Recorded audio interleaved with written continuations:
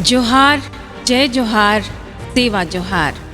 विश्व आदिवासी दिवस समन्वय मंच के द्वारा विभिन्न सामाजिक संगठनों के साझा नेतृत्व में आयोजित 8 और 9 अगस्त 2021 2 दिवसीय अंतर्राष्ट्रीय वेबिनार में आप सभी दर्शकों का हार्दिक स्वागत हम करते हैं, हार्दिक अभिनंदन करते हैं और आप सभी को आज के दिन की ढेर सारी शुभकामनाएं और बहुत बहुत बधाई। आज के अंतर्राष्ट्रीय वेबिनार में वक्ता के रूप में यूएनओ में पर्यावरण सलाहकार के रूप में कार्यरत उड़ीसा की सुश्री अर्चना सोरेंग, असम में आसा के तिरुमाल अमरज्योति सुरेन, पश्चिम बंगाल से अखिल भारतीय आदिवासी विकास परिषद के तिरुमाल जुनास किरकेट्टा, महाराष्ट्र से तिरुमाल डॉक्टर उल्लास जयंत बसावे, झारखंड से आदिवासी महासभा के राष्ट्रीय महासचिव तिरुमाल कृष्णा हंसदा, अंडमान निकोबार से रांची एसोसिएशन के महासचिव तिरुमाल प्रकाश मिंज, छत्तीसगढ़ से तिरुमाल डॉक्टर नारविन कसाव टेकाम एवं हिंदी बॉलीवुड फिल्म शेरनी में अभिनेत्री सुश्री प्रीति साय होंगी। आप सभी दर्शकों से अनुरोध है कि इस लाइव वेबिनार में अंत तक बने रहें, हमारे साथ जुड़े रहें।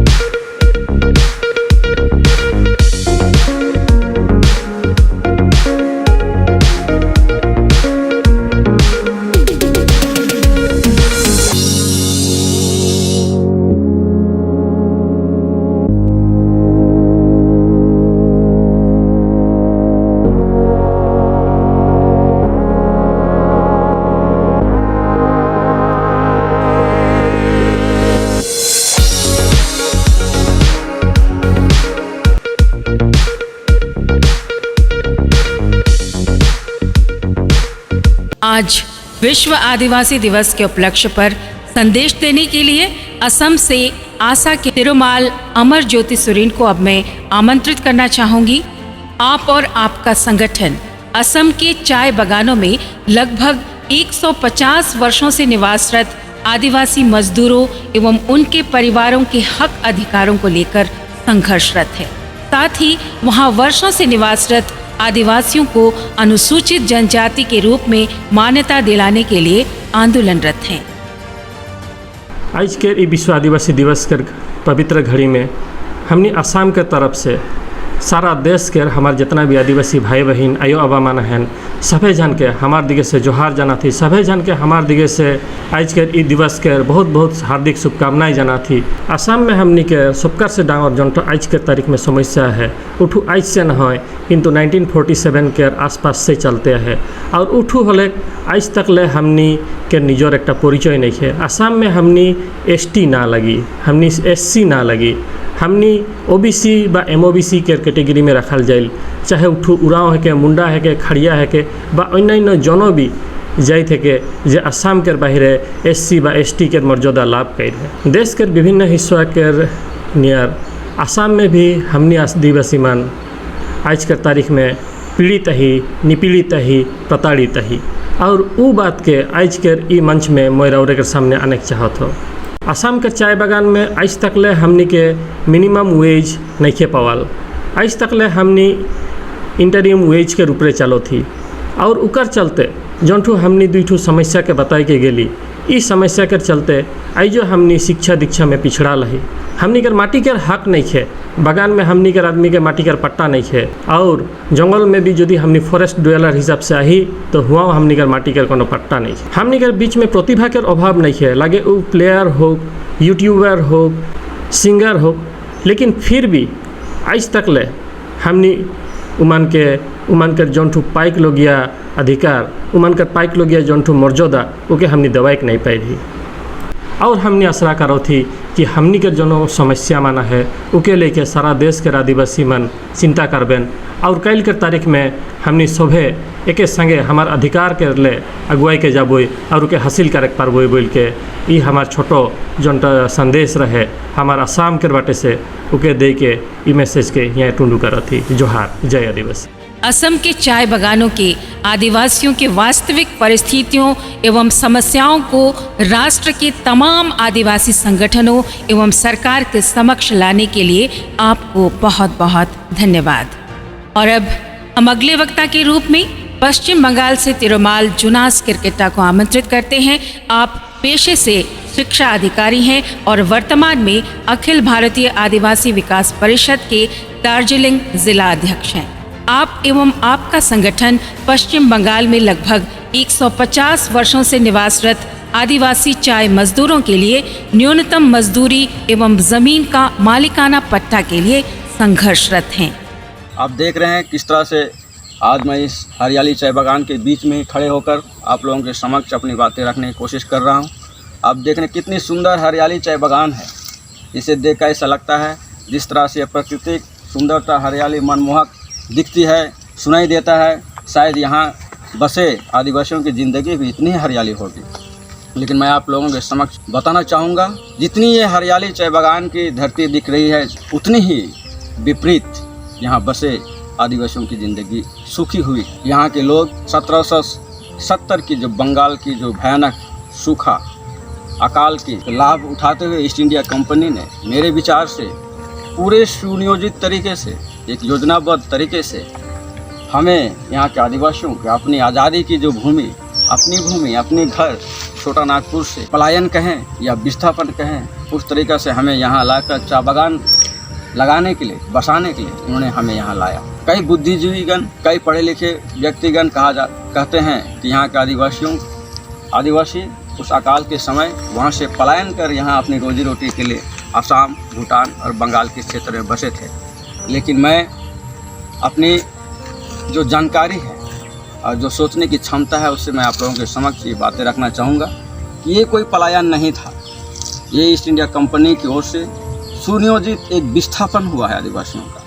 उन्हें अपने ही ज़मीन से उजाड़ कर यहाँ अपने लिए, अपने फ़ायदे के लिए उन्हें रोजी और रोटी की लालच देकर यहाँ धकेल कर चाय बागान लगाने के लिए लाया गया और उन्हें चाय बागान लगाने के ज़बरदस्ती थोप दिया गया। और इस तरह 1834-35 से असम और बंगाल में चाय बागान लगने शुरू हुए और आज की तारीख में 1834-35 से लेकर आज की तारीख में असम में लगभग 765 चाय बागान बना हुआ है और हमारे बंगाल में 280-83 से भी 300 तक चाय बागान बसा हुआ है। इतने बड़े भूभाग में, इतने बड़े क्षेत्र में हमारे आदिवासी हज़ारों की संख्या में, जब हमारे यहाँ के आदिवासी चाय बागान से, यहाँ की ज़िंदगी से विमुख होकर अपने राज्य, अपने देश, अपने ज़मीन, अपने घर वापस जाना चाहते थे, तब आप सभी जानते होंगे तब की ईस्ट इंडिया कंपनी ने 1859 में द इनलैंड इमिग्रेशन एक्ट लाकर यहाँ के लोगों को वापस जाने का अधिकार छीन लिया गया। अगर किसी को जाना होगा तो इस एक्ट के तहत में उन्हें उस कंपनी से परमिशन लेनी होगी और जहाँ तक जानकारी में है शायद ही किसी को ये आज़ादी या परमिशन दिया गया जिससे कि वापस जा सके। और इस कानून की बाध्यता के कारण हमारे लोग वापस नहीं गए, उन्हें यहाँ बसने के लिए विवश कर दिया गया और वो बस गए। वे इन्हें अपनी धरती, क्योंकि वे आदिवासी हैं, हम आदिवासी हैं, हमारे लोग जहाँ जाते हैं उस ज़मीन को अपना बना लेते हैं। वे इस देश को ही अपना मानते हुए यहाँ बसने लगे और बस गए। दिन बीतते गए, साल बीतते गए, वर्षों बीतते गए। आखिर एक दिन हमारे देश के लिए एक अच्छा दिन आया, 15 अगस्त 1947 आज़ादी का दिन। सारा देश इस आज़ादी के दिन में झूम उठा। सारा देश लगा कि अब तो हम आज़ादी की सांस लेंगे, अपनी ज़मीन होगी, अपने घर होगी, अपना संपत्ति होगा, अपना जीवन होगा। लेकिन उनके इसके विपरीत ही मैं अपने जिम्मेदारी के साथ कहना चाहूँगा, चाय बागान के आसाम हो या हमारे बंगाल के आदिवासी जो उस वक्त यहाँ बसे हुए, देश आज़ाद होने के बाद आज़ाद भारत के गुलाम किस तरह ज़मीन जो उनके पास जंगल तोड़कर जो ज़मीन बनाए थे, चाय बागान लगाए थे, उसके अलावा चाय बागान लगाने के अलावा भी वे ज़मीन जंगल से साफ कर अपनी रोजी रोटी जीविका को बेहतर बनाने के लिए वे खेती योग्य ज़मीन बनाए थे। अपने घर बसने के लिए, गांव बसने के लिए सुयोग्य ज़मीन तैयार किए थे और वो गांव के रूप में बस गए थे और वो खेती ज़मीन भी तैयार किए थे। ये सारा ज़मीन, खेती ज़मीन, अपना घर बसा ज़मीन ईस्ट इंडिया कंपनी के चले जाने के बाद ये भारत सरकार को सौंप दिया गया और ये ज़मीन सरकार ने भारतीय कंपनी को लीज के रूप में आज के तारीख में महज 30 रुपया वार्षिक भाड़े पर लीज में दे दिया गया। और ये ज़मीन या चाय बागान या कंपनी सिर्फ उनको लीज में नहीं दिया गया, यूँ कहें यहाँ के आदिवासियों की ज़िंदगी को ही लीज में दे दिया गया है, क्योंकि उन्हें यहाँ अपने तरीके से जीने की, अपने तरीके से विकास करने की आज़ादी नहीं रहा है। यहाँ लोगों को रिझाने के लिए आज़ादी के बाद, आज़ादी से पहले भी 1926 में the trade union act locker trade union बनाया गया। उन्हें दर्शाया गया कि आप आज़ाद हैं, आप अपनी बातें रख सकते हैं। ठीक इसी तरह आगे चलकर 1951 में द प्लांटेशन लेबर एक्ट लाया गया, जिसके तहत उनके सुविधाओं के लिए, उनकी व्यवस्थाओं को देख कर इस तरह से कानून लाया गया। सिर्फ ये यहाँ के लोगों को रिझाने के लाया गया, क्योंकि इस दोनों व्यवस्था से हमारे लोगों को कोई लाभ नहीं मिला और ये उनकी गुलामी को और बढ़ाने में इस कानून का आधार मिला। और लोग आज भी हमारे लोग गुलाम इसलिए हम कह रहे हैं क्योंकि यहाँ के लोगों को जो अपने पीढ़ी दर 5 पीढ़ियों के से बसे अपनी ज़मीन को अपना ज़मीन कहने का अधिकार नहीं है। उनके पास अपना घर नहीं है, उनका खेती ज़मीन नहीं है, खेती हम दूर कहें, उनका रहने का ही ज़मीन नहीं है। इसे सुनियोजित तरीक़ा से ज़मीन उनका छीन लिया गया है। आज शिक्षित होने के बाद आसाम कहें या हमारा बंगाल कहें, लगातार अपनी आज़ादी के लिए, पूर्ण आज़ादी की ज़मीन के लिए संघर्ष कर रहे हैं, लड़ाई लड़ रहे हैं। इनके पास आज़ाद देश कहने के लिए तो वोटर कार्ड है, आधार कार्ड है, राशन कार्ड है, बिजली का कनेक्शन तक है। लेकिन बढ़ते परिवार में अगर कोई परिवार, कोई आदिवासी परिवार चाय बागान क्षेत्र में एक अलग से कमरा बनाना चाहे अपनी बेटी के लिए, अपने बहू के लिए, अपने बेटे के लिए, तो उन्हें इसकी आज़ादी नहीं है।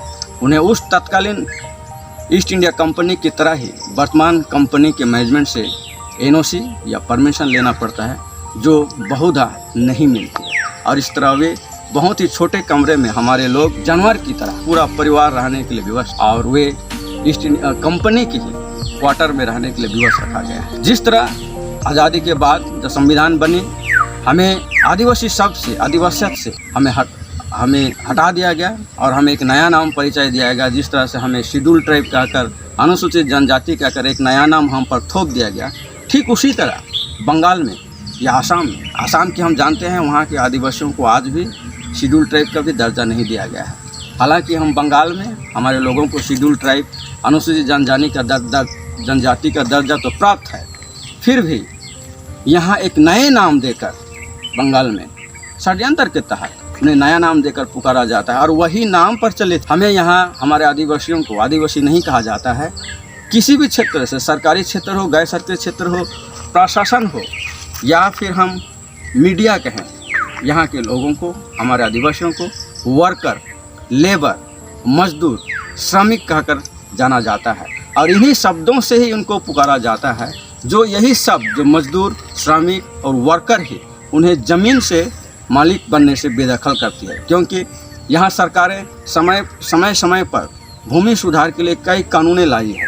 जैसे हम जानते हैं 1953 में the West Bengal state acquisition act, 1955 में the West Bengal land reform act आया, 1969 में the West Bengal acquisition and settlement of homestead land act लाया गया, 1975 में the West Bengal acquisition of homestead land for agriculture labour, artisans and fisherman act लाया गया और 2011 में सरकार ने निज गृह, निज भूमि, माई होम माई लैंड की एक योजना लाया, जिसके तहत बंगाल में जो भूमिहीन लोग थे उन्हें अपना ज़मीन, अपना घर कहने के लिए इस योजना के तहत ज़मीन और घर दिया गया। लेकिन ये सारे कानून और प्रावधान हमारे इस बागान क्षेत्र में लागू नहीं हुआ और आज भी इन्हीं कानून प्रावधानों के अड़चन के तहत हमारे लोगों को चिरोकाल गुलामी की ज़िंदगी, गुलाम बनाए रखने के लिए ही इस तरह के कानून अड़चनें बनाकर हमें ज़मीन अधिकार से बेदखल किया गया है। और आज चूँकि हमारे पास अपना ज़मीन नहीं है और मैं अपनी परिभाषा में एक आदिवासी को ज़मीन के बिना आदिवासी मैं उसे मानने के लिए तैयार नहीं हूँ और शायद ही हमारा संविधान भी ज़मीन के बिना आदिवासी को पूर्ण रूप से आदिवासी नहीं मानता है। इसलिए संवैधानिक परिभाषा के तहत भी जब तक यहाँ के लोगों को उन्हें अपना ज़मीन का अधिकार नहीं दिया जाता है, हम यहाँ पूर्ण आदिवासी की तरह आदिवासियत के साथ अपनी संस्कृति और रीति रिवाज के साथ अपनी जीवन जीने की हमें अधिकार प्राप्त नहीं है। इसलिए आज चाय बागान में हमारे लोग लोगों को हम कह सकते हैं कि आदिवासी भारत देश के आज़ाद नागरिक होते हुए भी हमें पूर्णतः नागरिकता का भी अधिकार नहीं, हमें आधा नागरिकता का अधिकार दिया गया है। क्योंकि अगर हम पूर्ण रूप से यहाँ के नागरिक माने जाते तो आज हमें कंपनी से हमें अपनी ज़मीन पर एक खूंटा गाड़ने के लिए परमिशन लेने की आवश्यकता नहीं होती, हमें गाय पालने के लिए कंपनी से परमिशन लेने की आवश्यकता नहीं। इस तरह की जो प्रावधान बनाया गया है, इससे लगता है कि हम यहाँ रिफ्यूजी हैं, हम पाकिस्तान से आए हैं, बांग्लादेश से आए। इस तरह से यहाँ के आदिवासियों की स्थिति को बना दिया गया है। इसलिए यहाँ के आदिवासी आज बहुत दुखी हैं और इस 9 अगस्त विश्व आदिवासी दिवस के इस दिन के उपलक्ष्य में यूएनओ जो हमारे आदिवासियों को अपनी आवाज़, अपनी पीड़ा और अपनी बातें दुनिया के समक्ष रखने की आज़ादी दी है, उसी दिन के हम लाभ उठाते हुए आज इस दिन के उपलक्ष्य में मैं पूरे भारत देश के आदिवासियों के समक्ष, पूरे बंगाल के आदिवासियों की ओर से आप लोगों को फिर से एक बार 9 अगस्त विश्व आदिवासी दिवस की हार्दिक शुभकामनाएं और बधाई देते हुए मैं चाहूँगा कि आप हमारी बातों को समझें, यहाँ के लोगों की पीड़ा को समझें और हो सके तो हमारी आंदोलन को, हमारी इस आवाज़ को, इस भूमिहीन से पूर्व आज़ादी की लड़ाई को आप पूरे देश के इस मंच पर रखें, विश्व के मंच पर रखें, जिससे हमें सफलता मिले और हम एक आदिवासी, यहाँ के आदिवासियत ज़िंदगी जीने की आज़ादी मिल सके। इसलिए पुनः एक बार मैं आज के इस कार्यक्रम को आयोजन करने वाला आयोजक मंडली को और विशेषकर एक बार फिर से यूएनओ के इस मंच को धन्यवाद देता हूँ, जिन्होंने हमें हमारी बातें रखने के लिए, आज़ादी के लिए ये दिन दिया है। विश्व आदिवासी दिवस के उपलक्ष्य पर पश्चिम बंगाल में चाय बागान के मालिकों, मजदूर संघों और राज्य सरकार के आदिवासियों के प्रति असंवेदनशील रवैये एवं वहां के आदिवासियों की समस्याओं को देश के विभिन्न प्रदेशों के आदिवासी समुदायों, संगठनों एवं सरकारों को रूबरू कराने के लिए आपका बहुत बहुत आभार। अगले वक्ता के रूप में अंडमान निकोबार द्वीप से तिरुमाल प्रकाश मिंज को अब मैं आमंत्रित करती हूँ। आप पेशे से एक वकील हैं एवं अंडमान में सबसे पुराने आदिवासी संगठन रांची एसोसिएशन के महासचिव भी हैं।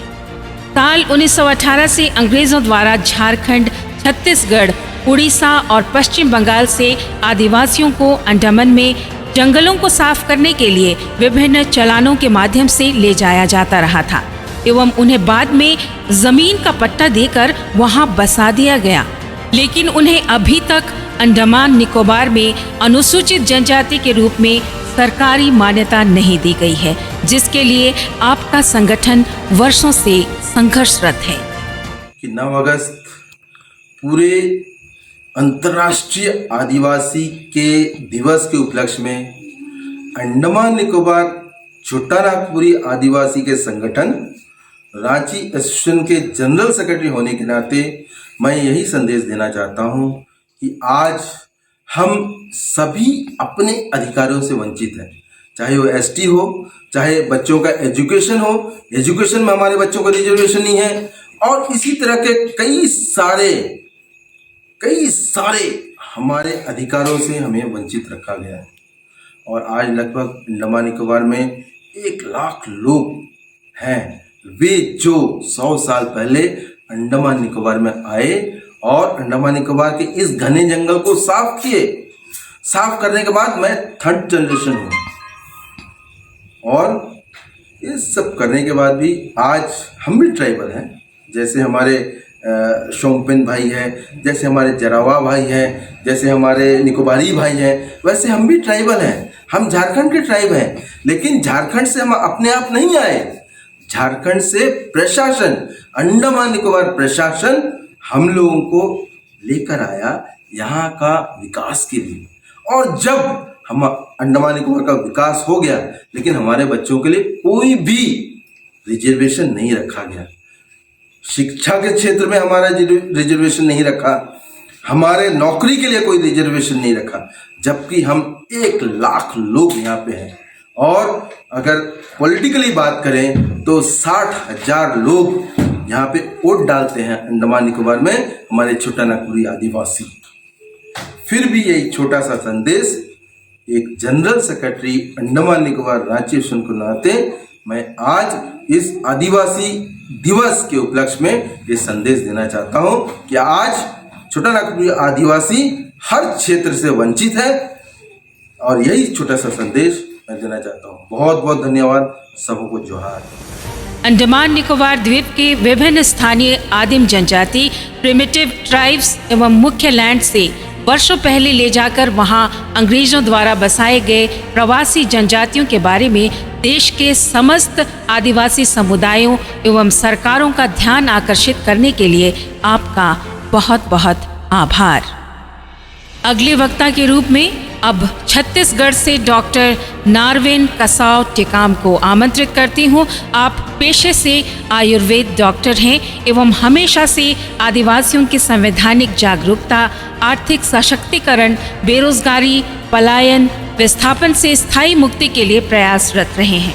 आप आदिवासियों को व्यापार व्यवसाय के माध्यम से आर्थिक आज़ादी दिलाकर विस्थापन, पलायन, बेरोजगारी एवं अन्य समस्याओं से मुक्ति दिलाने के लिए राष्ट्रीय स्तर पर सामुदायिक संपदा कोष निर्माण कर अनेक कंपनियों का स्थापना कर रहे हैं। हम ट्राइबलों की अनेक समस्याएं हैं और इन समस्याओं से लड़ने के लिए हम जिस हथियार का उपयोग करते हैं उस हथियार का नाम है आंदोलन। साथियों, आंदोलन वही करता है जो समस्याग्रस्त होता है। जो समस्याग्रस्त नहीं होता उसको आंदोलन करने की जरूरत नहीं पड़ती। तो हम अपने जल जंगल जमीन को बचाने के लिए, अपनी संस्कृति को बचाने के लिए, अपनी भाषा को बचाने के लिए, अपने अस्तित्व को बचाने के लिए पूरे देश भर के ट्राइबल आंदोलनरत हैं। और जब हम इस प्रकार से आंदोलन करते हैं तो हम अपने आंदोलन को संवैधानिक तरीके से न लड़ करके आंदोलन के तरीके से जब हम लड़ते हैं तो शासक वर्ग क्या करता है कि कोई हमको नक्सली बना देता है तो कोई देशद्रोही बना देता है। इस प्रकार से बहुत से सामाजिक कार्यकर्ताओं के ऊपर अपराध पंजीकृत होते हैं। तो हम संवैधानिक लड़ाई को भी संवैधानिक तरीके से नहीं लड़ पाते। इसका सबसे बड़ा कारण क्या है कि हमारे पास पूंजी नहीं है, पैसा नहीं है, रुपया नहीं है। अदालत जाने के लिए, न्यायालय जाने के लिए, वकील रखने के लिए हमारे पास पूंजी नहीं है। अपने परिवार को चलाने के लिए, अपने बच्चों को अच्छी शिक्षा देने के लिए, भविष्य का निर्माण करने के लिए हमारे पास पूंजी नहीं है। निश्चित रूप से हम बहुत गंभीर आर्थिक संकट में हैं और आने वाला समय और भीषण आर्थिक संकट में जाएगा, क्योंकि हमारे पूर्वज प्राकृतिक संसाधनों पर निर्भर हुआ करते थे। खेती करता था, जंगलों पर निर्भर रहता था।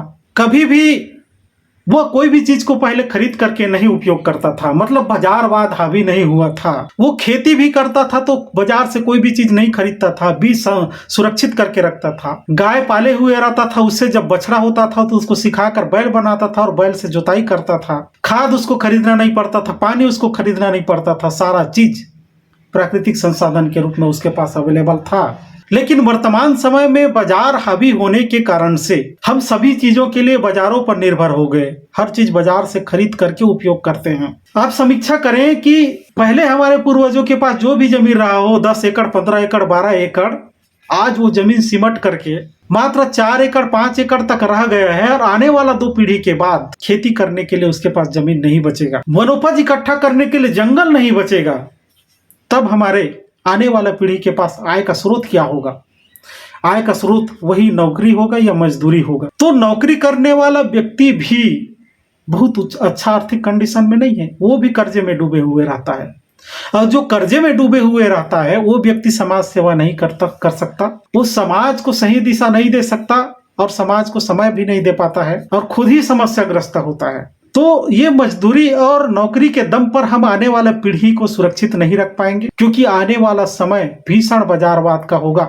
मतलब हर चीज बाजार से ही खरीदना पड़ेगा और हमारे पास एक तरफ इनकम का स्रोत खत्म हो रहे हैं, दूसरी तरफ बाजार पर ही हमको पूरा तरह से निर्भर रहना पड़ेगा। तो जब हम बाजार पर ही पूरी तरह से निर्भर रहेंगे और हमारे पास इनकम का स्रोत नहीं रहेगा तो आने वाला पीढ़ी कैसे जिएगा? क्योंकि जमीन हर पीढ़ी में पीढ़ी बंटवारे के कारण से, भाई बंटवारे के कारण से लगातार घटते जा रहा है। जंगल घट रहा है, वर्षा से पानी होना घट रहा है, बरसात से पानी होना बंद हो रहा है। दूसरा चीज, अनेक बीमारियां ग्रसित कर रहा है शरीर को। जिस प्रकार से आने वाले समय में ऑक्सीजन का भीषण संकट आएगा, लोग ऑक्सीजन खरीद करके उपयोग करेंगे।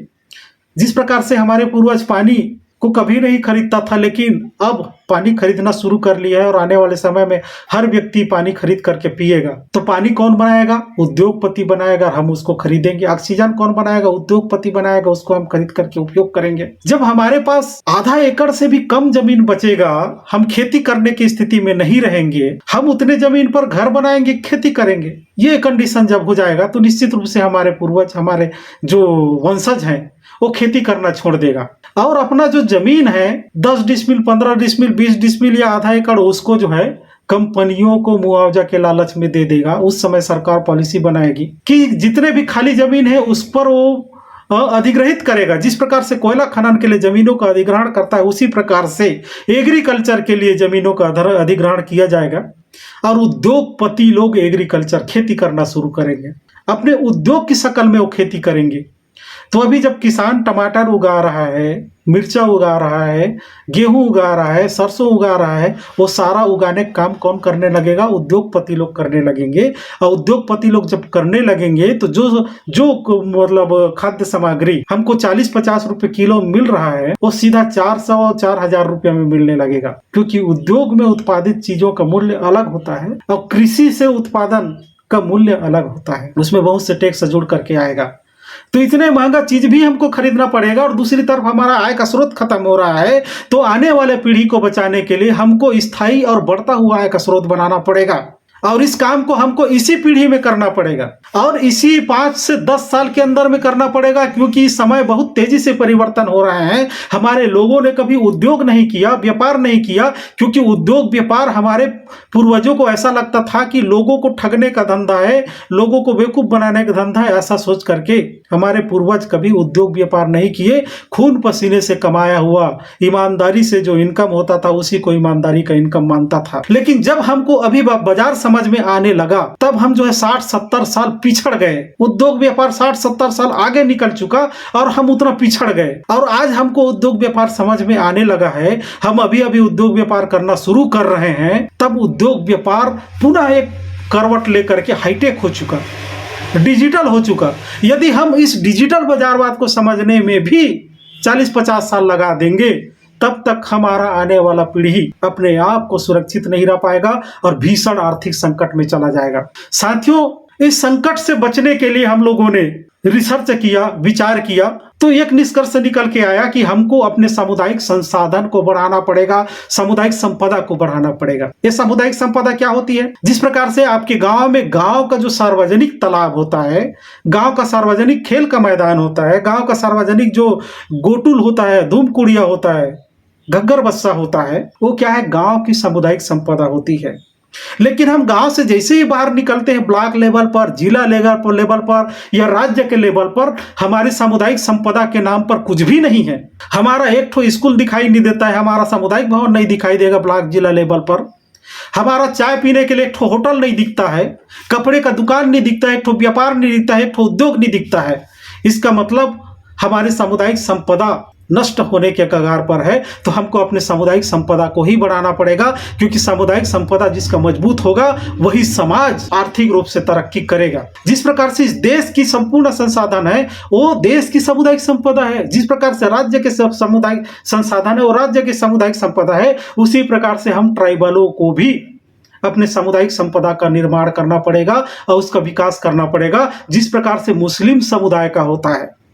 मुस्लिम समुदाय अपने सामुदायिक संपदा को बढ़ाने के लिए उनमें जकात की व्यवस्था है, उसरा की व्यवस्था है। वो अपने टोटल इनकम का, वार्षिक इनकम का 3% जकात के रूप में अपने समाज को रिटर्न करते हैं। प्राकृतिक वर्षा से जो पानी से जो वो कृषि होता है, उसमें हर 20 किलो में 5 किलो अपने समाज को रिटर्न करते हैं। इस प्रकार से मुस्लिम समुदाय हर साल अपने 3% से लेकर 15% अपने समाज को रिटर्न करते हैं। इसलिए देखते ही देखते वो कम संख्या में होते हैं, फिर भी उनके हर ब्लॉक, हर जिला, राज्य लेवल पर उनके मस्जिद और मदरसा होते हैं। हम ट्राइबलों का तो कुछ भी सामुदायिक व्यवस्था नहीं दिखता। तो मुस्लिम समुदाय से हम लोगों ने प्रेरणा लिया, उनका अध्ययन किया, तो हम लोगों ने पाया कि बिना समाज को रिटर्न किए हम अपने सामुदायिक संपदा का निर्माण नहीं कर सकते। जिस प्रकार से देश की सामुदायिक संपदा को बढ़ाने के लिए देश स्तर पर टैक्स का सिस्टम है, डायरेक्ट टैक्स है, इनडायरेक्ट टैक्स है,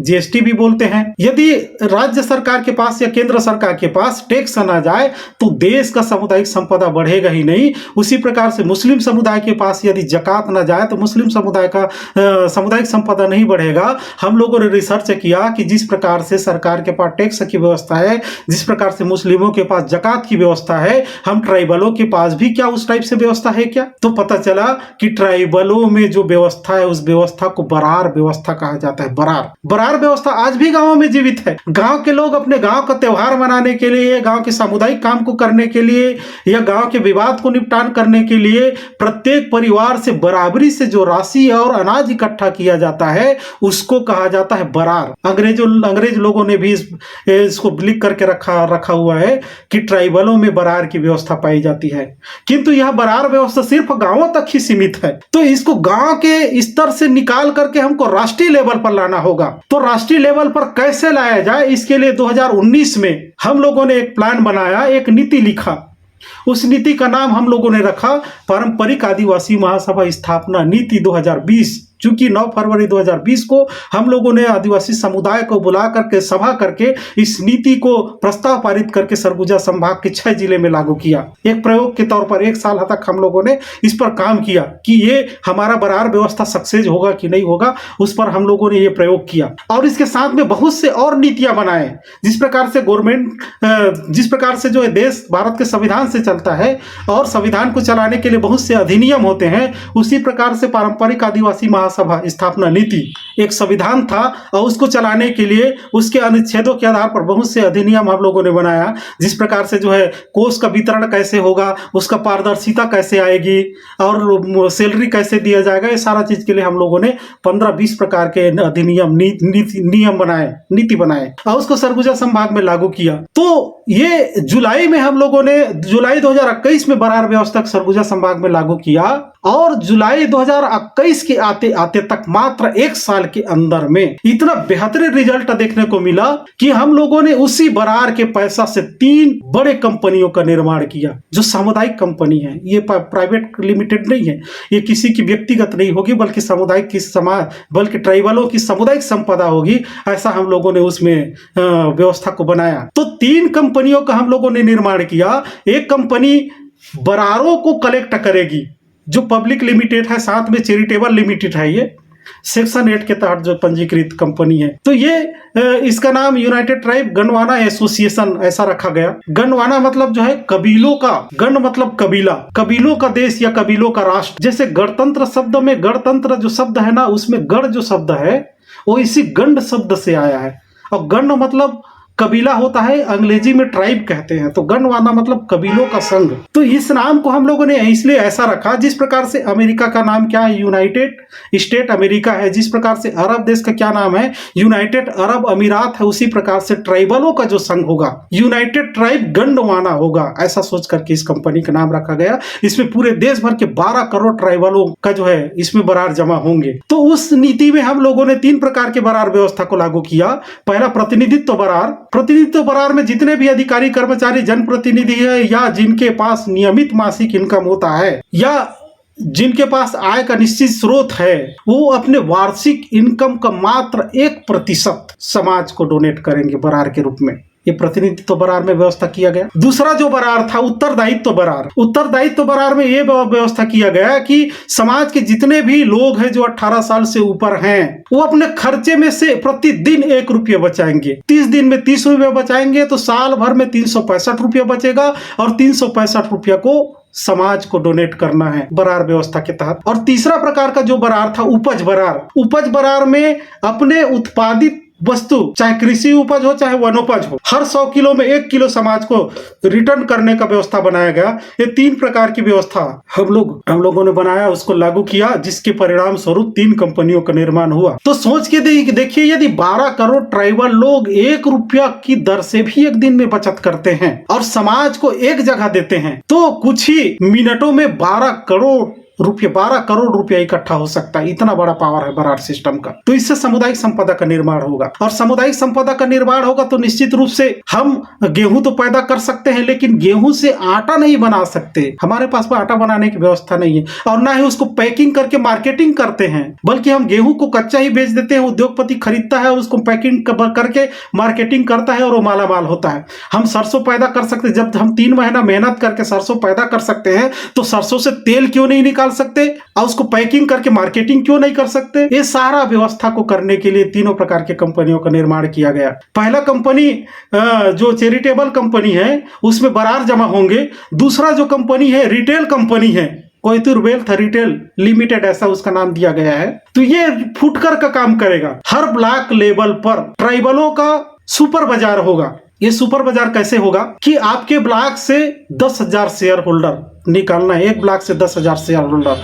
जैसे ही 10,000 शेयर होल्डर निकलेगा, ये कंपनी आपके ब्लॉक में आपके ही पैसा से सुपर बाजार स्थापित करेगा, और A to Z जितने भी फुटकर के सामान है सारा वहां अवेलेबल होगा। उसी प्रकार से जो ट्रेडिंग कंपनी है वो आपको कच्चे माल अवेलेबल कराएगा, चूंकि जितने भी कच्चे माल हमारे गाँवों में जो उत्पादित होता है, चाहे कृषि उपज हो चाहे वनोपज हो, उसको वो खरीदेगा, या फिर कंपनियों से के माल को डायरेक्ट खरीद करके फुटकर में अवेलेबल कराएगा, या फिर आप छोटे मोटे उद्योगपति हैं या बड़े उद्योगपति है तो आपके मालों को खरीद करके राष्ट्रीय अंतर्राष्ट्रीय मार्केट अवेलेबल कराएगा। तो प्रत्येक व्यक्ति को उद्योगपति बनाने का लक्ष्य है। मान लीजिए किसी को हम लोगों ने मिर्चा का पाउडर बनाने का जो है जिम्मेदारी दे दिया, किसी को सरसों का तेल निकाल करके जिम्मेदारी दे दिया, किसी को जो है गेहूं के आटा बनाने का जिम्मेदारी दे दिया, और सारे मालों को हमारा कंपनी खरीदेगा और साथ में राष्ट्रीय अंतर्राष्ट्रीय मार्केट अवेलेबल कराएगा। ये तीनों कंपनियां किसी की निजी प्रॉपर्टी नहीं होगी, ऐसा हम लोगों ने उस नियम में लिखा हुआ है। ये तीनों कंपनियां समाज की सामुदायिक संपत्ति होगी। जिस प्रकार से सामुदायिक संपत्ति का बंटवारा नहीं किया जा सकता, जिस प्रकार से सामुदायिक संपत्ति को जो है कोई निजी हित के लिए उपयोग नहीं कर सकता, उसी प्रकार से ये तीनों कंपनियां जो है समाज के हित के लिए होगा। और जिस प्रकार से देश जब बना तो अनेक रियासतों को मिलाकर के देश बनाया गया, उसी प्रकार से हम देश की गण व्यवस्था, अर्थव्यवस्था पर आधारित गण व्यवस्था को स्थापित करना है। तो सभी संगठनों को मिलाकर हमको इस बरार सिस्टम पर आधारित सामाजिक व्यवस्था का स्थापना करना होगा। इसके लिए नीति बनाया जा रहा है नेशनल लेवल के हिसाब से। बहुत जल्दी आप सबके बीच में विचार विमर्श के लिए उसको रखा जाएगा। सब लोगों को सुझाव आ जाने के बाद इसको जो है ओके करके इसको लागू किया जाएगा। तो साथियों, हमको इसका नकल करके बहुत से अलग अलग चीज नहीं बनाना है, क्योंकि यदि देश का नकल करके सब रियासत लोग अपना अलग अलग देश बनाते तो कभी देश बन ही नहीं पाता। उसी प्रकार से हम ट्राइबल नेशन अगर बनाने की बात कर रहे हैं तो हम अलग अलग जो है अपने बरार सिस्टम को लागू ना करके सेंट्रलाइज सिस्टम से, केंद्रीकरण सिस्टम से राष्ट्रीय स्तर पर हमको इसको लागू करना होगा। तो उम्मीद करता हूं कि आप सब मेरी बात को समझ गए होंगे, और उम्मीद करता हूं कि हम अपने देश की अपने समाज की अर्थव्यवस्था को मजबूत करके हम देश की आर्थिक सत्ता पर कंट्रोल करेंगे। देश की में आर्थिक सत्ता ट्राइबलों की स्थापित होगी। ऐसा उम्मीद के साथ सब लोगों के सहयोग और सुझाव के उम्मीद के साथ जो है मैं अपनी बात को यहीं पर रखता हूं। सभी साथियों को, जितने देशवासी जो मेरे बात को सुन रहे हैं, सबको सादर सेवा जोहार। आर्थिक आज़ादी के लिए आदिवासियों को व्यापार व्यवसाय की ओर ले जाने के लिए आपके द्वारा किए जा रहे सफल एवं ऐतिहासिक पहल के लिए बहुत बहुत धन्यवाद एवं शुभकामनाएं। अगले वक्ता के रूप में महाराष्ट्र से तिरुमाल डॉक्टर उल्हास जयंत वसावे को आमंत्रित करना चाहूँगी। आप अच्छे सामाजिक कार्यकर्ता एवं MBBS, AFIH, MPH होने के साथ साथ हेल्थ एंड हॉस्पिटल मैनेजमेंट में MBA हैं। आप आदिवासी क्षेत्रों में क्लिनिकल एंड हेल्थ केयर एवं हॉस्पिटल्स की स्थापना के लिए देश विदेशों में पिछले 20 सालों से महत्वपूर्ण योगदान देते आ रहे हैं। जोहार जय आदिवासी। पूरे पृथ्वी तल पर 90 देशों में 4,760 लाख इतने आदिवासी जनजाति के लोग रहते हैं। सभी आदिवासियों का रहने का तरीका कुछ अलग सा ही है। वो निसर्ग के संपर्क में रहकर अपना जीवन बिताने की कोशिश करते हैं, और इसीलिए आदिवासी जनजाति के हर एक व्यक्ति का जीवन जो है वो कुछ अलग सा है और वो स्वस्थ रहता है। लेकिन ग्लोबलाइजेशन के नाम पर कुछ ऐसे विशाल प्रकल्प आ रहे हैं। उस विशाल प्रकल्प के लिए हमारे आदिवासी जनजातियों को विस्थापित करने का काम हो रहा है। भारत देश में स्थिति कुछ ऐसी ही गंभीर है। बड़े बड़े प्रकल्प जो आ रहे हैं वो सभी प्रकल्प लगभग आदिवासी इलाकों में ही हो रहे हैं और आदिवासी लोगों को विस्थापित करने का काम जोरों शोरों से चल रहा है। हम आदिवासी लोग विस्थापन के विरोध में है। हम लोग प्रकल्प या फिर डेवलपमेंट के विरोध में नहीं है, लेकिन हमारा जो विस्थापन हो रहा है उस विस्थापन के विरोध में हम जरूर हैं। मैं एक डॉक्टर हूँ, इसीलिए अन्य कुछ प्रकल्प या फिर आदिवासियों का विस्थापन इनके ऊपर मैं टिप्पणी करना नहीं चाहूँगा, लेकिन इस प्रकल्प के माध्यम से आदिवासियों का जो विस्थापन हो रहा है उस विस्थापन के जरिए आदिवासियों के स्वास्थ्य के ऊपर जो परिणाम होता है उसके बारे में मैं बात करना चाहूँगा। सिर्फ आदिवासियों के स्वास्थ्य के ऊपर परिणाम नहीं होता है, लेकिन इमोशनल, मेंटल, सोशल, ऐसे अलग अलग तरीके से आदिवासियों के जीवन पर ये परिणाम होता है। इसीलिए जो हम पढ़े लिखे लोग हैं, जो हम बुद्धिजीवी लोग हैं, हमें खासकर इन आदिवासियों को, हमारे जो जमाती के लोग जहाँ जहाँ रह रहे हैं उनके सेहत का ख्याल हमें रखना चाहिए। ये जो बड़े बड़े प्रकल्प हो रहे हैं, डैम हो, रास्ते हो, गैस पाइपलाइन हो, इंडस्ट्रियल डेवलपमेंट हो, ये ऐसे बड़े प्रकल्प जो होते हैं वो खास करके आदिवासी इलाके में होते हैं और इस आदिवासी लोगों का विस्थापन होने के बाद उनका पुनर्गठन या पुनर्वसन अभी तक हुआ नहीं है। बहुत से बड़े बड़े प्रकल्प ऐसे हुए हैं जो प्रकल्प के विस्थापित हुए लोगों का पुनर्गठन अभी तक नहीं हुआ है और आदिवासी जनजाति के लोग एक दुख सह रहे हैं। मैं आज मेरे इस वाणी के द्वारा खास कर जो आरोग्य सेवा में, स्वास्थ्य सेवा में काम करने वाले कर्मचारी है, डॉक्टर्स है और जो आदिवासी जनजाति के डॉक्टर्स है, उन्हें मैं आज एनकरेज करना चाहूँगा। कृपा करके आप अपने जनजाति को, अपने जमाती को, अपने आसपास लोगों को स्वास्थ्य सेवा देने की कोशिश करो। जो आदिवासियों का स्वास्थ्य आज खराब होते जा रहा है उसके लिए कहीं ना कहीं हम, आप और मैं जिम्मेदार हूँ, क्योंकि हम अपने लोगों के ऊपर ध्यान देते नहीं हैं। आज आदिवासियों में अलग अलग तरह की बीमारियां हैं, जैसे कि एनीमिया और न्यूट्रिशनल एनीमिया, जबकि आदिवासियों के पास सब कुछ होने के बावजूद भी आज आदिवासी लोग माल न्यूट्रिशन से जूझ रहे हैं। आज लोगों में जहाँ जहाँ बड़े प्रकल्प आ रहे हैं उस प्रकल्प को हम लोग अपनी ज़मीन दे देते हैं, चंद पैसों के लिए अपनी ज़मीन खो देते हैं और वो पैसे कितने दिन हमारे पास रहते हैं और हम हमारी पीढ़ियाँ खराब करने जा रहे हैं। मैंने काफ़ी प्रकल्पों को विजिट दी है, काफ़ी प्रकल्प के लोग साथ में रहने वाले आदिवासी जनजाति के साथ मैंने जीवन बिताया है और वहाँ फेफड़े की बीमारी, खून की बीमारी, यहाँ तक कि जेनेटिक चेंजेस तक हमारे आदिवासियों के स्वास्थ्य के ऊपर असर आ रहा है।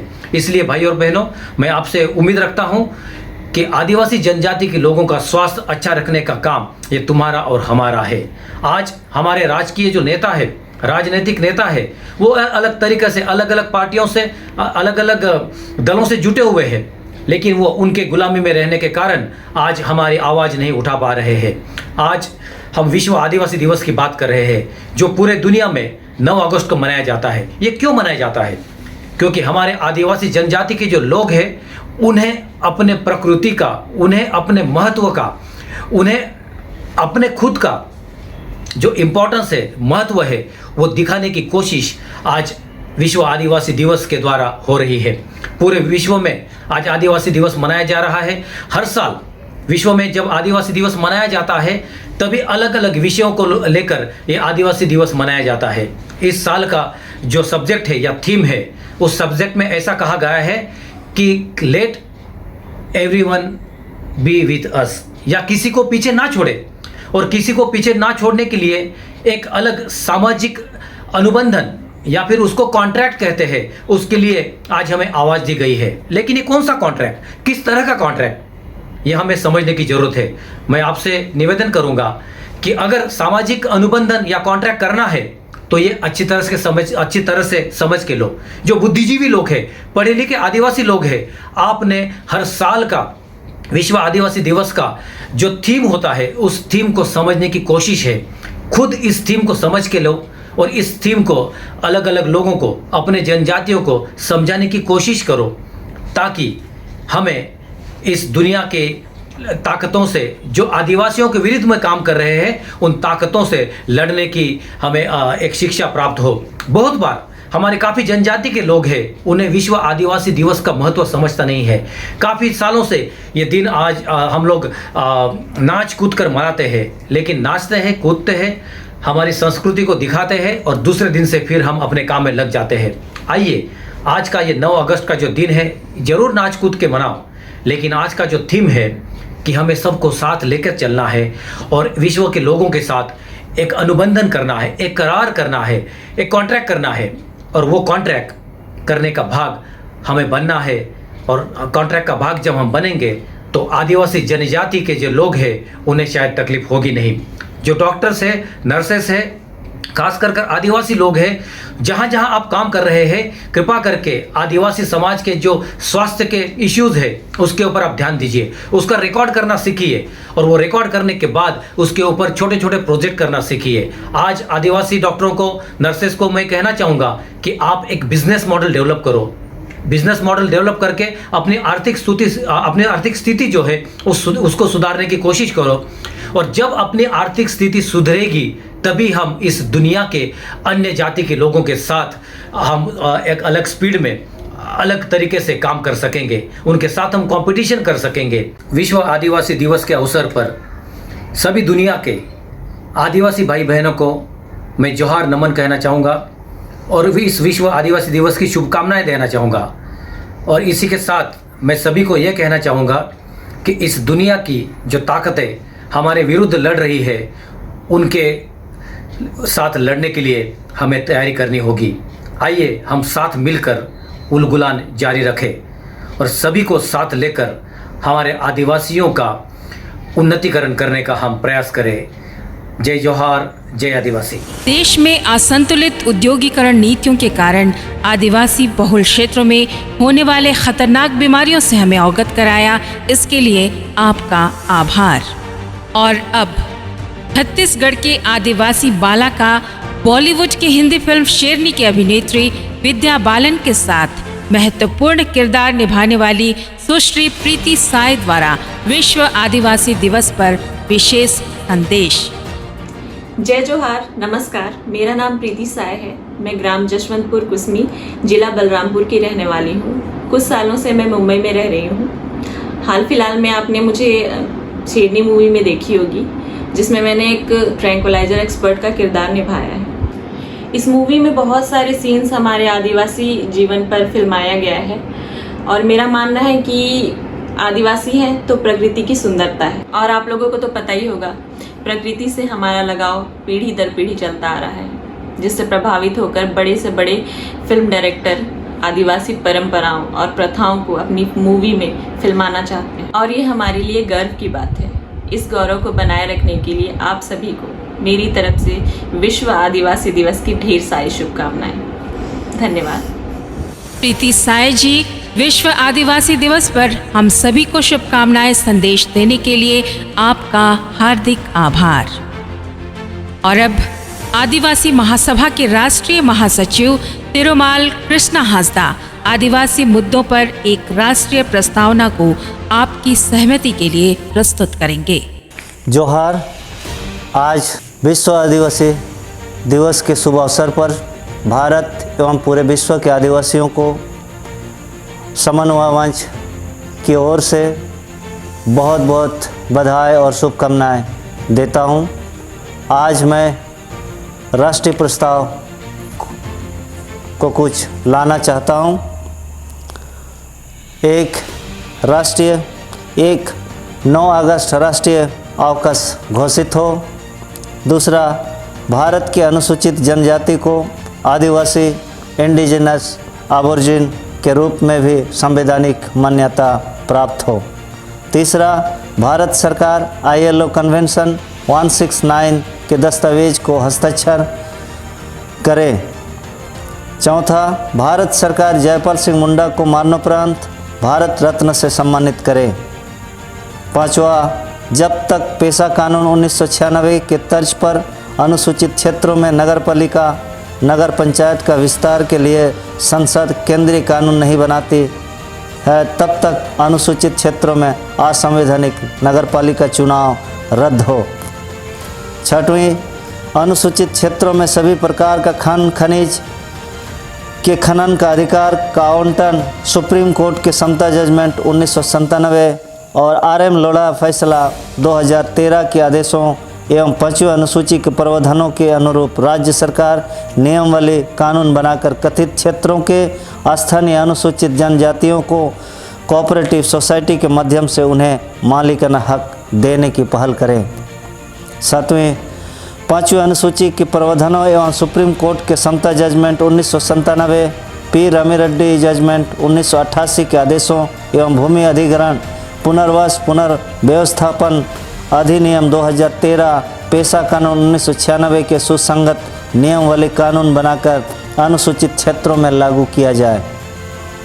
8वां अनुसूचित क्षेत्रों में अनुसूचित जनजातियों को उनके स्वामित्व वाली जमीन व गैर मजरूवा जमीन पर सभी प्रकार के शिक्षण संस्थान, स्वास्थ्य केंद्र सह अस्पताल, होटल एवं मॉल सह अन्य व्यावसायिक केंद्र, छोटे बड़े उद्योगों के धंधों, हाउसिंग कम्प्लेक्स व आवासीय बिल्डिंग आदि के लिए 5वीं अनुसूची के प्रावधानों के अनुरूप सुप्रीम कोर्ट के समता जजमेंट 1997, पी रमीरेड्डी जजमेंट 1988 एवं संविधान के अनुच्छेद 19 पारा 5 और 19 का पारा 6 के संगत रहते हुए राज्य सरकार द्वारा नियमावली कानून बनाकर कथित क्षेत्रों के स्थानीय अनुसूचित जनजातियों को व्यक्तिगत या कोऑपरेटिव सोसाइटी बनाकर उन्हें मालिकाना हक प्रदान करने की पहल किया जाए।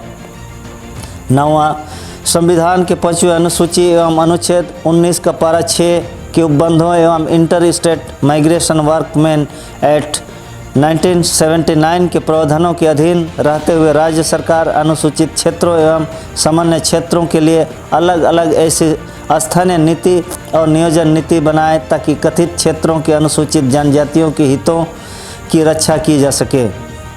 10वां भारत के राष्ट्र संविधान भाग 3 मूल अधिकार के अनुच्छेद 12 के अधीन स्थानीय प्राधिकारी पारंपरिक ग्राम सभा मुंडा, मनकी, माझी परगना, पढ़ा, डोकलो, सोहर व्यवस्था आदि भी एक राज्य है जो अपने क्षेत्रों के अंतर्गत कानून बना सकती है।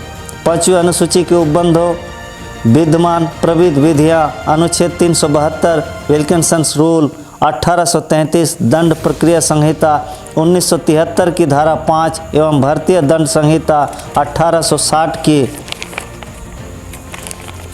धारा 5 में उल्लेखित एवं प्रदत्त अधिकारों के अंतर्गत राज्य सरकार अधिसूचना जारी कर यह निर्देश दें कि अनुसूचित क्षेत्रों तथा सामान्य क्षेत्रों में निवास कर रहे अनुसूचित जनजाति अन्य वर्गों के लिए अपने अपने ग्राम में संबंधित सिविल, दंडित और राजस्व से संबंधित सामान्य मामलों, विवादों, कुछ संगीन मामलों को छोड़कर निपटन संविधान सम्मत कानून सम्मत सुनवाई व कार्रवाई पारंपरिक स्वशासन व्यवस्था पारंपरिक ग्राम सभा के माध्यम से गांव स्तर या थाना स्तर पर ही रूढ़िगत या पारंपरिक तरीकों से ही हो। 11वां अनुसूचित क्षेत्रों एवं जनजाति बहुल क्षेत्रों में अनुसूचित जनजातियों के खिलाफ अदालतों में लंबित सभी केस मुकदमों की समीक्षा कर केस वापसी की प्रक्रिया शुरू कराई जाए या यथासंभव उन मामलों को पुनः पारंपरिक ग्राम सभाओं में वापस भेजकर सुप्रीम कोर्ट के वेदांता फैसला 2013 विल्किंसन रूल 1833 संविधान के अनुच्छेद 13(3) का अनुच्छेद 244(1) अंतर्गत रूढ़िगत विधियों के अधीन पारंपरिक तरीकों से सुनवाई व कार्रवाई करने के लिए राज्य सरकार नियमावली कानून बनाकर उन्हें इजाज़त दे एवं स्थानीय अनुसूचित जनजातियों को भारत के स्वतंत्रता के बाद से ही CRPC 1898 एवं CRPC 1973 के पेचीदगियों राहत दिलाने का पहल करें। 12 अनुसूचित क्षेत्रों एवं जनजातीय बहुल क्षेत्रों में लागू सभी सामान्य कानूनों की समीक्षा कर उन्हें 5वीं अनुसूची के उपखंड 5 सबपरा 1 के अंतर्गत अनुसूचित जनजातियों के रूढ़ी प्रथा परंपराओं के सुसंगत बनाकर अपवादों एवं उपंतरणों के अधीन रहते हुए व्यवहार में लाया जाए। 13 अनुसूचित क्षेत्रों एवं अनुसूचित जनजातीय बहुल क्षेत्रों में संविधान के अनुच्छेद 19 पारा 5 एवं बंगाल रेगुलेशन एक्ट 1833 के अंतर्गत राज्य सरकार नियमावली या कानून बनाकर पुलिस प्रशासन एवं जिला प्रशासन के पदाधिकारियों व अन्य गैर आदिवासी व्यक्तियों को स्वतंत्र प्रवेश करने के पहले पारंपरिक ग्राम सभाओं से अनुमति लेना अनिवार्य बनाया जाए। 14. पेशा कानून 1996 को अनुसूचित क्षेत्रों एवं जनजातीय बहुल क्षेत्रों में संविधान के अनुच्छेद 244 भाग खंड 1 के उपखंड 5 पारा 1 के अंतर्गत राज्य सरकार को अपवादों एवं उपंतरणों के अधीन रहते हुए अनुसूचित जनजातियों के रूढ़ी परंपराओं के सुसंगत नियम वाली यह कानून बनाकर इस प्रकार लागू किया जाए जिसका भूतलक्षी प्रभाव हो। अतः अनुसूचित जनजातियों के परंपरागत स्वशासन व्यवस्था एवं उनके संस्कृति पर प्रतिकूल प्रभाव ना हो। 15. प्रत्येक जिलों में अनुसूचित जाति जनजाति पुलिस थानों का गठन हो, उसमें पदस्थापित अधिकारी कर्मचारी अनिवार्य रूप से अनुसूचित जाति जनजाति वर्ग का ही हो एवं उन थानों का नियंत्रण व संचालन जिला पुलिस अधीक्षक के बजाय राज्य के अनुसूचित जाति आयोग के द्वारा एक विशेष समिति के माध्यम से हो, जिसके सभी पदाधिकारी एवं कर्मचारी अनुसूचित जाति एवं जनजाति के ही सदस्य हों। 16. संयुक्त राष्ट्र के साथ भारत सरकार द्वारा 2007 में United nation declaration on the rights of indigenous people में 46 प्रस्तावनों पर हस्ताक्षर किए हैं, उनको सख्ती से अनुपालन कराने के लिए सरकार अधिसूचना जारी करे। धन्यवाद। जोहार। कृष्णा हांसदा जी को आदिवासी मुद्दों पर राष्ट्रीय प्रस्तावना को हमारे बीच रखने के लिए बहुत बहुत धन्यवाद। और अब उड़ीसा की युवा मातृशक्ति यूएन महासचिव के पर्यावरण सलाहकार के रूप में कार्यरत सुश्री अर्चना सोरेंग अपने संदेश के साथ।